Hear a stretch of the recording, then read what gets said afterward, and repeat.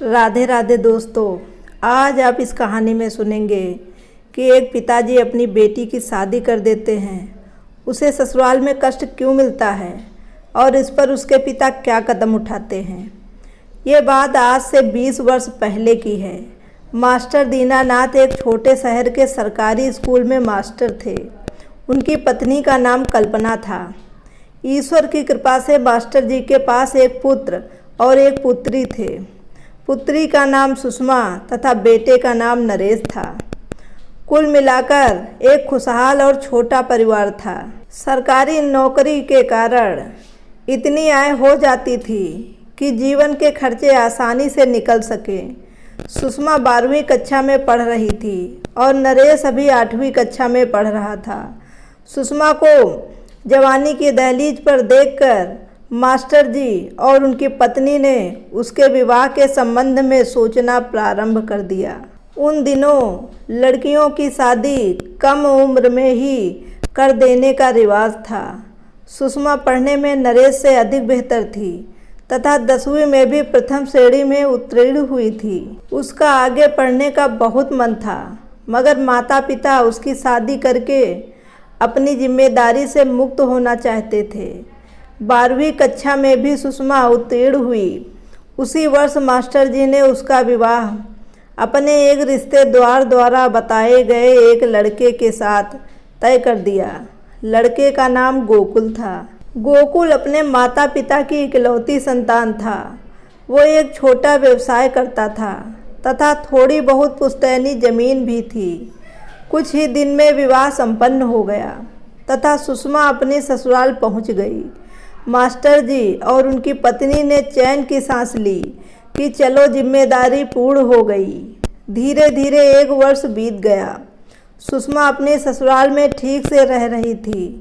उसी वर्ष सुषमा ने एक लड़की को जन्म दिया। सुषमा की सास को अच्छा नहीं लगा।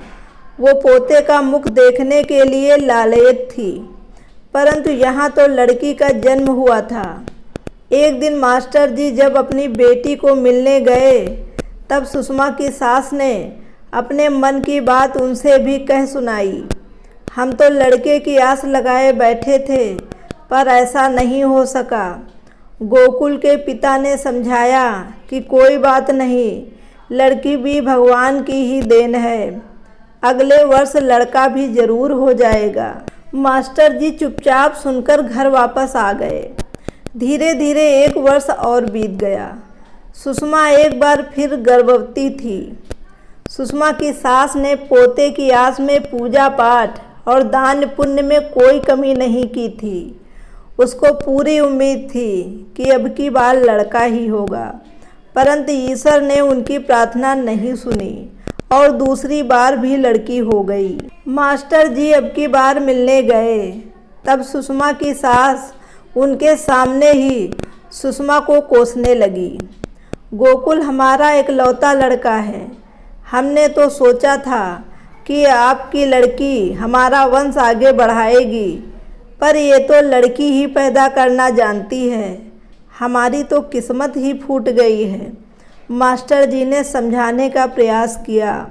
इन बातों में भगवान की ही मर्जी चलती है। इसमें सुषमा का कोई कसूर नहीं है, परंतु उसकी सास कड़वे शब्द ही बोलती रही। मास्टर जी भारी हृदय के साथ घर वापस लौट आए। कुछ समय और बीत गया। एक बार सुषमा घर आई तो अपने माता पिता के सामने फूट फूट कर रोने लगी। उसकी सास ने ताने मार मार के उसका जीना मुश्किल कर दिया था। पति भी अब पहले जितना प्रेम नहीं दिखाते थे। कभी कभी गुस्से में हाथ भी उठाने लगे थे। सिर्फ उसके ससुर थे जो उसको हिम्मत देते रहते थे और 2 मीठे शब्द बोल देते थे, परंतु सास के सामने ससुर की भी चलती नहीं थी। कुल मिलाकर सुषमा खुश नहीं थी। कुछ दिन बाद सुषमा तीसरी बार गर्भवती हो गई। इस बार सुषमा की सास ने ईश्वर को प्रसन्न करने के 2 गुने प्रयास किए हुए थे। साधु महात्माओं के बताए हुए सभी उपाय उसने पूर्ण किए। कई तरह के ताबीज भी बांध दिए थे। मास्टर जी और उनकी पत्नी भी इस बार ईश्वर से हाथ जोड़कर प्रार्थना कर रहे थे कि सुषमा को पुत्र रत्न की प्राप्ति हो जाए। धीरे धीरे सुषमा के प्रसव का समय नज़दीक आने लगा। सबके दिलों की धड़कन तेज थी, परंतु इस बार भी उनके मन की मुराद पूरी नहीं हुई। सुषमा ने तीसरी बार एक लड़की को जन्म दिया। पूरे घर में मातम छाया हुआ था। इस बार जब मास्टर जी सुषमा के घर मिलने पहुँचे तो उसकी सास आग बबूला हो रही थी। मास्टर जी को जलपान का भी नहीं पूछा गया। सुषमा की सास जी भर के उसको गालियां दे रही थी। मास्टर जी सुषमा को झूठी दिलासा देकर अपने घर लौट आए। कुछ दिन बाद पता चला कि सुषमा के ससुर गंभीर रूप से बीमार हैं। उनका एक से एक अच्छी जगह इलाज करवाया गया, परंतु कोई भी लाभ नहीं हुआ। उनके इलाज में जो थोड़ी बहुत ज़मीन थी वो भी बिक गई थी। एक दिन ऐसा आया जब वो स्वर्ग सिधार गए। उनके जाने के बाद सुषमा के और भी बुरे दिन शुरू हो गए। जब तक ससुर जीवित थे तो सुषमा को उनका सहारा था, तिनके का ही सहारा था, परंतु डूबते के लिए तो वही काफ़ी होता है। अब तो सास उसको पानी पी पी कर कोसती थी। गोकुल अब शराब पीने लगा था। छोटी से छोटी बात पर सुषमा पर हाथ उठाने लगा था। जमीन तो बिक ही चुकी थी। उसका व्यवसाय भी अब अच्छा नहीं चल रहा था। सुषमा जितनी रोटियां नहीं खाती थी उससे कई गुना अधिक गालियां खाती थी। सास उसको और उसकी लड़कियों को मनहूस कहती थी तथा घर में गरीबी बढ़ने के लिए उसको ही दोष देती थी। सुषमा का जीवन नर्क बन चुका था। एक दिन मास्टर जी से मिलने सुषमा के गांव से एक परिचित आए। उनसे सुषमा पर हो रहे अत्याचार के बारे में पता चला। मास्टर जी को सारी रात नींद नहीं आई। अगले दिन मास्टर जी सुबह सुबह सुषमा के घर पहुंच गए। सुषमा को देखा तो पहचान ना सके। सूख के काटा हो चुकी थी तथा आंखों के नीचे काले गड्ढे साफ दिखाई दे रहे थे। बड़ी लड़की नाना का हाथ पकड़ के खड़ी हो गई। मास्टर जी ने कहा, गोकुल बाबू, आज मैं आपसे कुछ मांगने आया हूँ। आपकी लड़की के भाग्य में हम बर्बाद हो चुके हैं। अब क्या मांगने आए हो? गोकुल ने बेरुखी से उत्तर दिया, मैं चाहता हूँ कि आप अपनी 2 लड़कियाँ मुझे सौंप दीजिए। मैं उन्हें अपने साथ ले जाना चाहता हूँ। गोकुल ने कहा, 2 ही क्यों, तीनों को ले जाओ। उसको भी ले जाऊंगा, मगर अभी वो बहुत छोटी है। गोकुल की माँ भी बोली, हाँ हाँ ले जाओ, हमारा तो पाप कटेगा। सुषमा ने मास्टर जी को प्रश्न सूचक नज़रों से देखा। मास्टर जी बोले, बेटी सोच क्या रही है, तुझे भी तो मैंने ही पाला है। मास्टर जी के कहने पर सुषमा ने अपनी दोनों लड़कियों को उनके साथ रवाना कर दिया। 52 वर्ष की अवस्था में मास्टर जी अपनी लड़की की 2 बेटियों को अपने घर ले आए।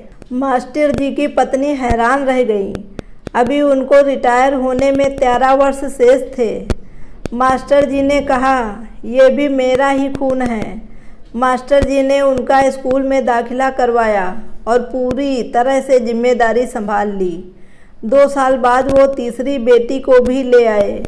मास्टर जी का ये रूप देखकर जितने लोग भी उन्हें जानते थे वो स्तंभ रह गए।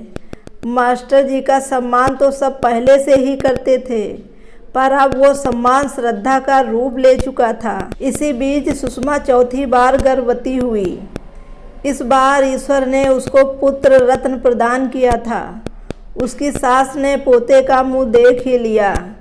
मास्टर जी बहुत धनी नहीं थे। उन्हें पता नहीं था कि वो इन लड़कियों की शादी कैसे कर पाएंगे, पर वो उनको पढ़ाते चले गए। एक मास्टर के पास ज्ञान की दौलत ही तो होती है। मास्टर जी ने लड़कियों को पढ़ाना ही अपने जीवन का उद्देश्य बना लिया था। लड़कियां भी पढ़ाई में अपनी माँ की तरह ही तेज थीं। तीनों ही प्रथम श्रेणी में उत्तीर्ण होती रहीं। सबसे बड़ी लड़की ने बीएससी एमएससी पूर्ण कर लिया। फिर मास्टर जी का एक पूर्व छात्र जो शहर में प्रोफेसर बन चुका था, उसने अपने अधीन उस लड़की को पीएचडी पूर्ण करवाई। अब उस लड़की के नाम के आगे डॉक्टर लग गया।